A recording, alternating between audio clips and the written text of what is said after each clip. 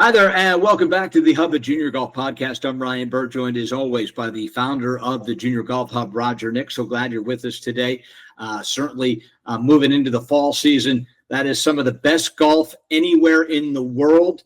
In the Northeast, Roger, where you're located, I'm actually looking out right now, and I'm how quickly can I get this podcast over so I can go hit a couple putts? I mean, the leaves are just starting to change. 65, 70 degrees. How good is it to live in the Northeast right now? Oh, it's the best. I love it. People go, why are you in the Northeast? This is why, right? I mean, we literally, and now with whatever you want to call it, global warming or maybe climate change, we've got about 10 good months out of the year to play golf. If you like wrapping up and getting a little bit warmer, the springtime is a little chilly, but outside of that, I mean, it can't get any better than this. No doubt about it. And certainly the Ryder Cup just coming to a conclusion in the Northeast, playing on Long Island at Bethpage Black. Boy, oh boy, I was asked the other day, how do the United States fix their Ryder Cup problem? I said, it's such an easy fix. They just need to ask me, Roger. I'll fix it for them. Ryan, how would you fix the Ryder Cup? Real easy. We treat in the United States, we treat the Ryder Cup as a player participation reward program. I'll give you a quick one on this. Does this make any sense to you, Roger? We'll go to the Masters this year in 2016, okay? And player B is going to finish third at the Masters this year in 2026. That player finishing third at the Masters is just about locked onto the 2028 Ryder Cup team. 2027 Ryder Cup team. He's just about locked because a top 5 at the Masters gives you so many Ryder Cup points. So you're telling me that we're going to have a player on our team because of what he did 18 months ago? That's what's happening. I mean, that's the most ridiculous thing I've ever heard, though, Roger. I mean, come on, Ryan. I mean, they're a proven entity. They played well at a major. No. So immediate thing is there's no automatic qualifying. 0. I'm the captain. I'm picking all 12 players. Do you think imagine going to Bill Belichick with the Patriots and telling him that half of his starters had to play that day because of what they did in the NFL 2 years prior? I mean, you'd be laughed out of the building in any other sport. Yet that's how we treat the Ryder Cup. Listen, if we want the Ryder Cup to be a participation reward, at the end of the Ryder Cup, hand both teams a trophy, hand out 24 of them, and nobody loses, everybody wins. If you want it to be the most exciting, dramatic golf event ever played, treat it like that. Okay. On the flip side of that, Ryan, what if you get a player who just got their tour card, who they had a great season. They're playing well. They've never experienced the Ryder Cup. They've never experienced anything like it. Sure. And as a country or as a coach, you want to win the Ryder Cup, but you're going to have 6 players who you just chose based on a hot streak. Well, you're the captain, Roger. You can choose whoever you want. You can certainly say, I'm not choosing 6 guys that just came out of college because I need some experience on this team. But if they're the hottest player, it would be the coach would get a lot of flack if he didn't pick the hot player. And right. I'm definitely with you. I'm taking the hottest player in the world, regardless of whether he's coming. I mean, Ludwig Oberg won PGA Tour U at Texas Tech, and 3 months later was playing on the Ryder Cup team and went undefeated for Europe. There are examples of it working. He was the hottest player. He had no experience, and he performed well. Do I want my whole team to be college players? No. I mean, I certainly want Scotty Scheffler on the team regardless. I mean, he's the best player in the world. I'll take my chances with Scotty. Now, he obviously played poorly. That's golf. Mm-hmm. But I just think that the system we use doesn't necessarily put your best team. Not necessarily. It does not put your best team forward. Would you just go off the money list?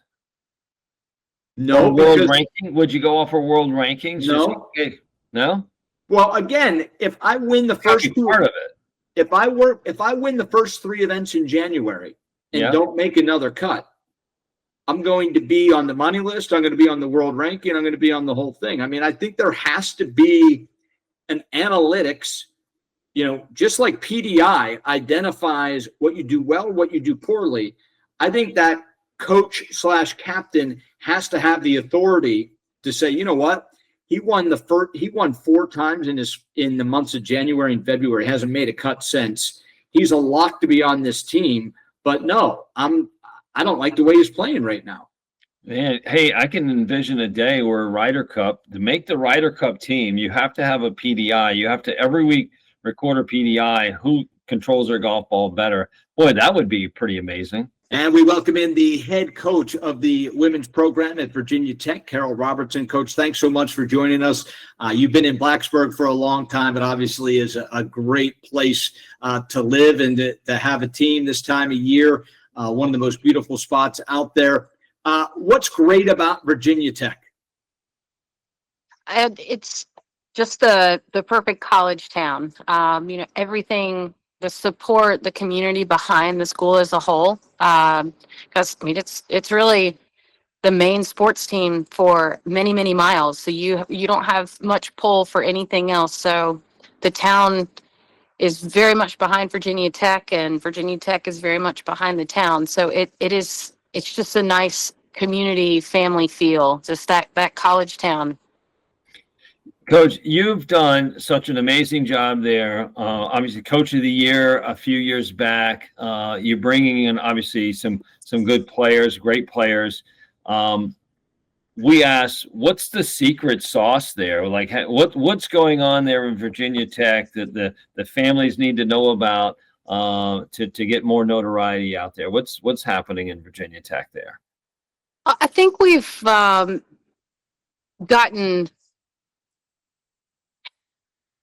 some recruits that we've gotten over the years that just our bread and butter is finding those kids who bloom pretty late, that are just coming into their own. They're starting to get the confidence to see how good they can really be. And I think that's where we've kind of hit a few home runs of finding those kids who were, borderline going to a consistent top 15 program, but just weren't picked, kind of the second layer down, but had that talent that was just starting to surface. And, like an Emily Mahar, she ended up being our first All-American, and right now a Valentine Delone from France. I mean, she is just taken off. And those type players just make everyone around them better too, which is, they kind of raise the bar for others. Like, go practice with them, go try to beat them. And so we've had, a handful of players that are just really setting the records in that way. What is the key, Coach? And I know this is a loaded question, but if you had the answer, I guess it'd be a lot easier. But how do you try to identify? Because finding a late bloomer is risky because so many schools are just on the top kids on June 15th of their sophomore year, and that's kind of the process. When you do wait and you have a spot for whatever reason, is there something you look for in a late bloomer? Well, I guess one of our big recruiting philosophies is that every single person on our team is extremely talented. And when you have everything going for you, you have your A game, you're hitting it great, you're putting great, you're feeling good, you're going to shoot something under par. You're going to have a great score. But what we look for and thrive off of is, hey, what happens when this kid, is a little tired or, had a bad first round? What do they do to come back? What's happening when they're maybe not putting or hitting their irons or driver the way they want to? What adjustments are they making? And are they still bringing in a score that's, around par or even 2 or 3 over par on a real bad day, because that's what makes a really good college golfer, is a person that can hold it together despite everything you have pulling against you. You're tired, you've come to a new place, you've traveled, maybe some travel troubles getting there. And, how do you still continue to represent yourself and your team in a great way? Coach, I just had this conversation the other day with a parent was asking me, you know, their daughter shoots a score of around 75 in high school or junior golf, right? So her tournament score is 75. They're looking at programs. We hear a lot of times from college coaches that 75 is more like a 77 or 78 when it comes to, making that transition to college. Is that something that you also see? Or is that something you would kind of confirm in a way that says, yeah, you know what, you're almost there? Or would you be recruiting a high school kid or a junior golfer that's shooting 75 right now? So if it's high school golf, that typically means they're playing pretty short range. And I think that's where they're getting those 77, 78, because you're going to back them up. I mean, 800 yards in some cases. I would think you're going from 54 to 6,200, 6,300, and that's a big difference. But if that kid's still still pretty long, maybe they can hang in there. But when you go from hitting wedges and 9 irons to now you've got to go back and hit 7, 6, 5 irons, that 75 is going to jump up a few strokes. So I would, yes, tend to agree that high school golf in general doesn't, their scores there aren't exact, an apples to apples comparison to going and playing in a college tournament. Yeah, but clearly the kid has some talent to do that, to shoot a 75. I think it's one of those tough situations for kids who maybe not aware or maybe haven't played enough junior golf tournaments, but just have kind of been only understood that they play high school golf. But just to let them down easy, to go, hey, go test that game under different conditions and go test it a little bit longer golf course and see what happens, right? I mean, that's good advice. Yes. Yeah. Very much. Well, it's interesting, right? Because you see it, Coach. If you're shooting 75, that's a good golfer. That's a good golfer that obviously is not a great golfer yet. But if that 75 also has a 64 and an 80, does that change your opinion now that your 3 scores from 6,000 yards are 64, 75, 80? Well, the fact that somebody's shooting a 64, yes, there's some, those scores don't come by easy. You had to put a lot of things together. You don't shoot 64s with luck. This certainly runs a little deeper. So yeah, that's gonna open the eyes, but this also goes back to what I was just talking about, in a sense of, when everything's going your way, you're playing great, you're going to shoot a great score, but that 80 from the same thing, how often is that going to show up too? Because to make a great college golfer and to make a great college golf team, you've got to have, certainly at least 4 scores, but you hope to have 5 scores who are all, in it till the end. Mm-hmm. Coach, I want to ask you about PDI. Obviously, your team went through it. Player development is such a huge part of women's golf, of college golf, of arriving on campus and then getting better. Regardless of that player that we were just talking about, whether they're shooting 64, 75, or whatever, when they arrive in Blacksburg, how important is it for you as a coach that their time there through PDI and practice and whatnot, through your tutelage, that they are going to get better? Yeah, obviously it's very important. It correlates to their happiness too. They want to see, it's obviously a lot up to them too. They're accountable for how much work and time and buy-in that they put into it. But they also want to see, I'm headed to a tournament and I'm having some success. I'm getting experience to help. I'm only a freshman, but this time next year, I'm not going to be 4, 5, 6 on this team. I'm going to come in and be top 3. And, that's another one of our philosophies that we say is like our job is to try to recruit players to come in and beat you guys. And your job is to not let them. So when you get both of those going against each other, that's a really good thing. But yes, development over the years and continuing to see progress and having some good tournament events is extremely important. As you're looking to recruit players and they're coming in to get better, can you give us some insight to like what's really like what do you do on a daily basis? So what does a day in the life look like for a junior golfer coming in and saying, I want to be the best I can be? What does that look like on your program? So, I mean, when we're recruiting them, obviously we're looking at, can they help us? What do they shoot? Can they help us? But then another side of that is, how are they going to mix in with the team? How is the chemistry going to be?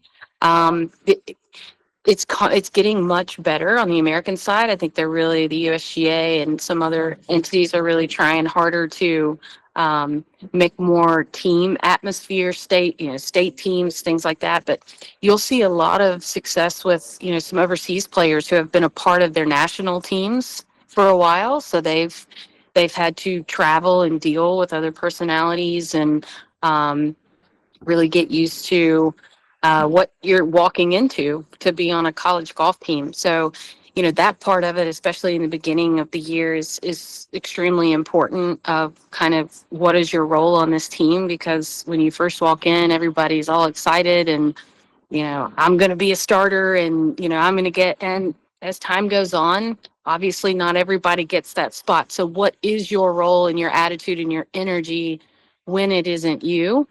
So that's kind of the progression throughout the season. You also want to continue to make sure those people that haven't gotten to travel, we find it important to still give them a chance. Sometimes the chance is harder than it was in the beginning. You have 4 qualifying spots open and it goes down to 2 or 1 or something like that. But all those things are extremely important to just set the tone for the year as we head into this 25-26 season. Yeah. So one of the questions that we hear often is, how often do I have to qualify? Is it every week? Is it every, just once a semester? How often do I have to qualify? For us, every year is a little different. So just this fall, for example, for us right now, it's wide open when they typically come in. Like, we're going to do 4 straight qualifying spots. So you shoot the scores, you're in, and then leave 1 to the coach's discretion. I mean, somebody sprains an ankle or, for example, Valentine DeLone gets sick and, but she's been a huge contender for us, or, another player that's been, top 2 the last couple years. Yeah, of course, some things happen and we just need to make sure to have grace for that. Then you go to a tournament. Our fall schedule is extremely tough. So we said if you're finishing top 25 in any of these events, you're just pack your bags for the next one, because you've done a really good job and you've helped the team in a big way. So after the second one, we had 2 qualifying spots. Like, we had 1 at Valentine was exempt, and then the other 2 were really close in a shooting around par, just pretty solid showing. And compared to some of the scores back at home, it's kind of like, yeah, for right now, they seem to be the best option. So still had 2 qualifying spots, and then we went to Oklahoma, and there's a bit of a separation currently between 4 players on our team and 4 players who are at home or been in and out of the lineup. So now for this, we only get to take 5 to our next event. So we do have 1 qualifying spot open. So we've been able, they've been qualifying 3 times since they've been here for 3 tournaments. We would have a qualifier for the last event, but we don't have time. So we come home on a Sunday and leave again on a Wednesday. So those will be all picks, but kind of based on hopefully the obviousness of what's going on. So we want the players to be able to use their clubs and have many opportunities, but you also have to take advantage of those opportunities when they come your way. Qualify for an event and do well in an event. There's, you should have no problems. But if you put yourself on the fence, then you're going to have to handle the fact that you may go back into a qualifier that you have to win or something like that. Right. Wonderful, Coach. Well, you're running a wonderful program there. Congratulations on over a decade of success. Certainly a lot of great information for our junior golf audience, both parents and players alike, and we appreciate your time. Well, thank you. Appreciate you having me on. Coach, thanks so much. Soon, Coach, but certainly Virginia Tech, Roger, one of those programs playing in that really, really difficult ACC where you look up and down that conference, and they are loaded. Yeah, they are loaded, and they have to keep reloading, right? Yeah. I mean, that's the crazy thing. It's like there is no break. There's no letdown there. Every year it seems like it just a merry-go-round of talent coming into those programs, and but that's what we're seeing more of. I mean, as we were just talking about, earlier, is like high school golf, junior golf. It's so loaded now. Even the high school schedules, as much as it doesn't. I don't want to say it doesn't count for recruiting.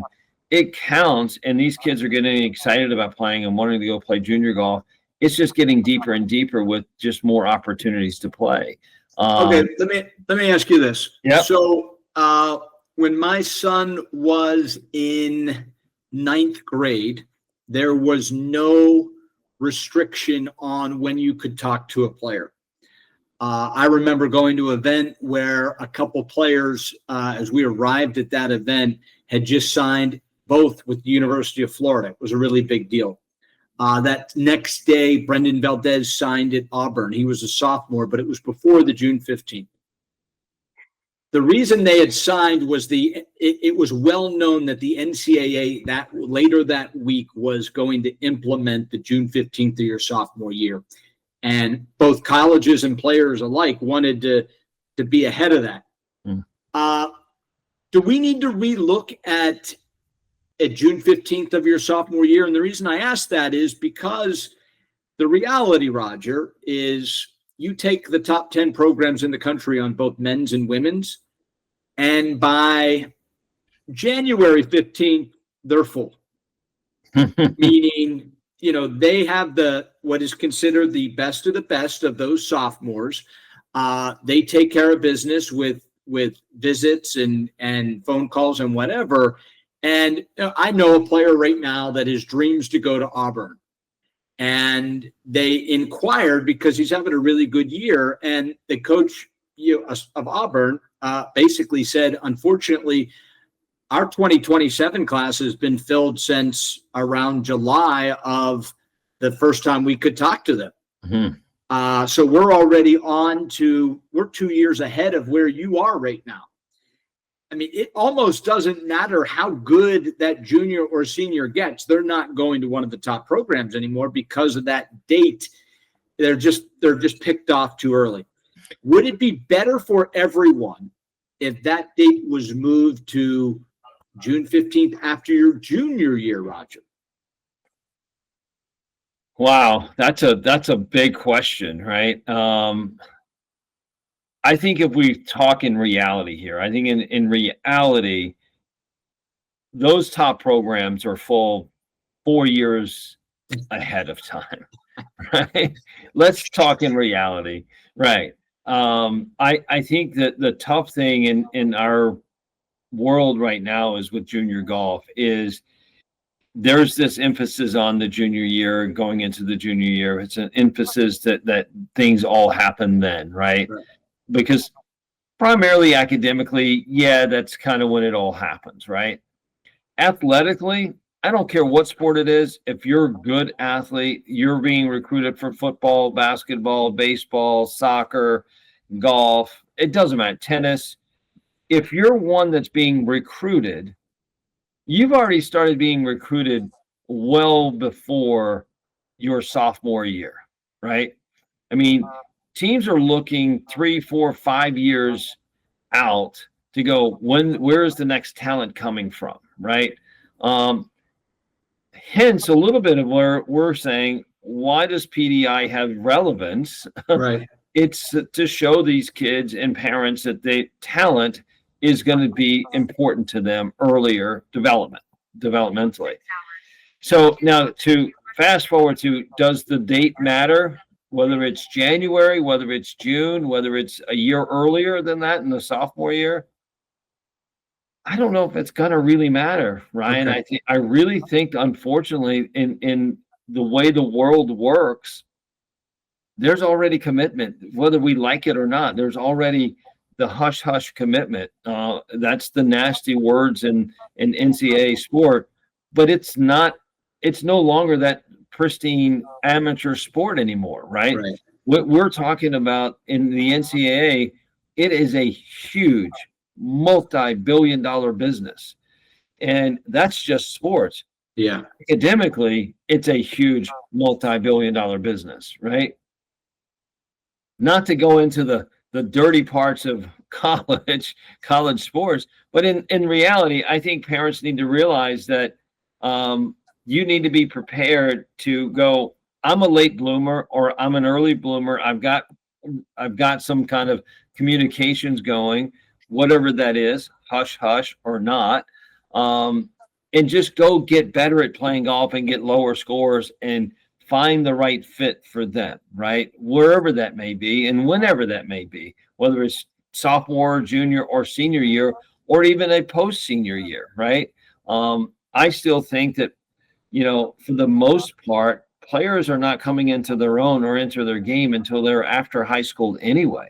Right. As we just talked about with Coach Robertson, right? I mean, she's looking at the late bloomers. She's made a living being a great coach with kids coming in and just blooming later, right? Or developing into the golfer they want to be. And I think that's something we all have to think about. I think we all have to look at. And I think there are coaches, I think back to a previous podcast with Jake Harrington from New Mexico, you almost get the sense he's content to sit and wait. Let some of these bigger programs make mistakes on taking a child because they're really good. And I'll wait until that junior year is over and the spots are all filled up at Power Fours, but this guy's kicking everyone's butt. Yeah. I'll wait.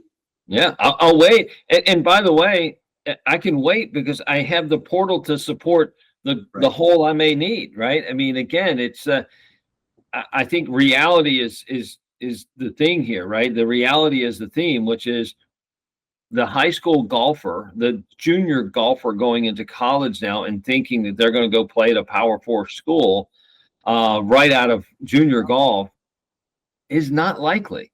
Yeah. It just isn't likely. I mean, yeah, you're going to have the top 1%, the top 0.5%, sure, right? They're going to get a spot. Doesn't mean they're going to guarantee them playing. I mean, it's very few true freshmen playing now in Power Four programs, right? It's usually transfers. And we've talked to hundreds of coaches now, and we hear it, all over. It's just hard to get a kid to transfer from junior golf into that Power Four program and be ready to play in that spotlight, right? I mean, it's a different game. Yeah. And so they have to be ready as coaches because guess what? It's the business, right? Yeah. They got to keep their job. They want to make sure the school is happy with what's going on in the program that doesn't drive revenue, right? So. Well, final thing, Roger, there is a sneaky rumor out there that you've nominated me to be the next Ryder Cup captain. You are, I from what I hear now, I was talking to Keegan Bradley. Short list. He might be out. Rod, some of those decisions, I don't know. Yeah.